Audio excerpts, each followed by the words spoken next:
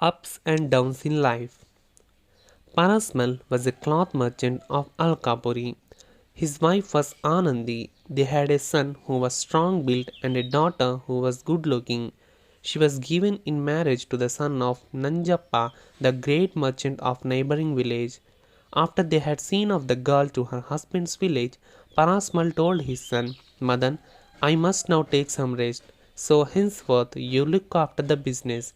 He gave him all the instructions and remained with him in shop for 1 or 2 days and then decided to stay back at home.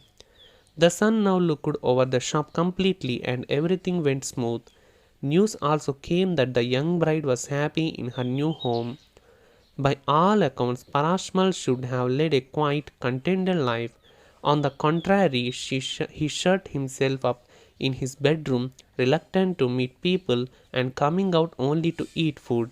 The rest of the time he lay in bed, sometimes sleeping, other time just staring at the ceiling. Slowly he began to reject food and spending sleepless nights. He was not speaking even to his wife, unless it was absolutely necessary. Anandi was upset at first, but hoped that things would change. Then she was perturbed. She informed their friends. They brought in doctors who could not diagnose what exactly was wrong with Parasmal. Neither medicines nor mantras could help Parasmal to come out of his state of mind. On hearing that his daughter-in-law's father was indisposed, Nanjappa came to Alkapuri. He spent some time with Parasmal. I also can't understand what is troubling him, madam, he told Anandi. When we came to this place years ago, my husband used to carry cloth bundles on his back and visit houses and shops selling his ware. Later, he opened a shop. The first few days, he didn't make any income. Then he slowly built up his business and saved some money, which he built this house. Earlier, we were staying in a small rented house. To be very frank, I feel he enjoyed more happiness and peace during those days. Ever since we moved into this house, there would be some problem or other. We were comparatively rich, but what's the use of having money if we can't enjoy any peace? Nanjappa went away promising to think up some solution. A week afterwards, their daughter arrived carrying a bag of clothes. Apparently, she had been crying and her eyes and cheeks were swollen. Saraswati, what happened? Asked her mother. Where's your husband? Have you come along? Did you both have a quarrel? Why do you want to add to our own misery? Don't stand there weeping. Say something. What happened? By then, Saraswati had started crying. Her tears came down in torrents. In between her cries, she mumbled, Amma, we didn't have any quarrel, but I can't stay there any longer. He has taken out to sannyas. Did you say sannyas? Her mother asked unbelievingly. Why this sudden change? He was thriving in his business, Saraswati explained. I don't know what happened, but he seems to have suffered a big loss. That's why he took to sannyas. Parasmal was listening to this conversation from the next door. He came out. Saraswati, don't worry. I shall help and try to set right things, he assured her. In business, there can be profit as well as loss.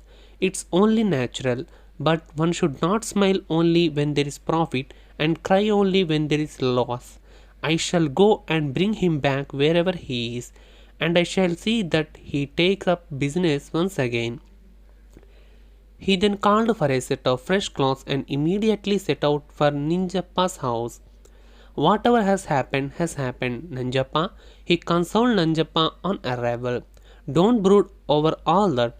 You soon must have only gone to one of the ashrams. Come on, let's go and find him out. Nanjappa joined him in the vehicle in which Parasmal had come. They went from one ashram to another. Ultimately, they found the young man who was now sporting a beard. The moment he saw his son, Nanjappa was about to say something. But Parasmal preempted him. Gopal, why this ox robe and beard? They don't go well with we merchants. Business will have ups and downs. That does not mean we should take to sannyas where there is a setback. Come on, get back home. We shall start business again. Don't worry about money. I shall give you whatever you need. Take it as a loan and you can repay me at your convenience. How much would you want? Parasmal now turned to Nanjappa to find out whether he approved of his proposal. Nanjappa was trying to muffle his laughter. Parasmal, my friend, who said about loss in business and sannyas and all that? My business has not sustained any loss, nor has my son taken to sannyas or discarded his wife. It was all a drama. We wanted to help you to come out of your shell. You really gave us all a fright, especially your wife Anandi. We couldn't see the sight of her passing through such agony. Come on, let's all go back to Alkapuri and pacify her. Then we shall take Saraswati back with us. Now Parasmal too started laughing. No, I shall not run away from realities. I shall be happy like everybody and also try to make everybody else happy.